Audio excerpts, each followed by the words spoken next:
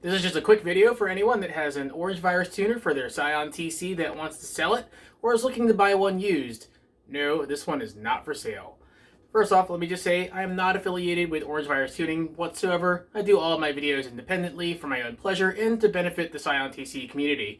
I've actually spoken with many of you online back and forth, and I've been asked a lot of questions, and the current question that's been coming up a lot is, can you buy this used and get it remarried to your ECU?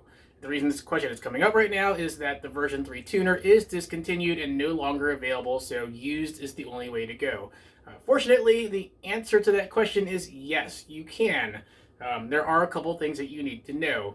If you're selling your tuner, you must reflash back to stock before you sell it.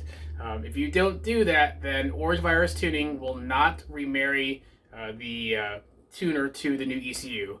I don't know if it's a technical issue or if it's just a sales thing so that they don't have someone that just buys a unit, flashes their car, sells it for cheap. They do the same thing, repeat, which makes sense from a business aspect. Now, if you're a buyer, the seller might not know about having the flashback to stock, so let them know because you don't want to get a unit that you can't do anything with.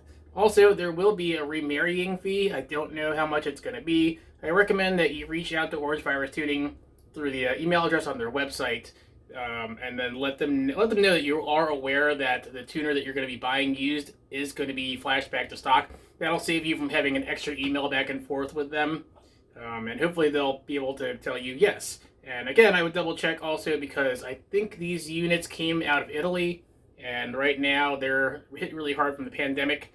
So I don't think they need to actually reach out to anyone over there for support to do the reflash, but it's always good just to make sure before you spend your money.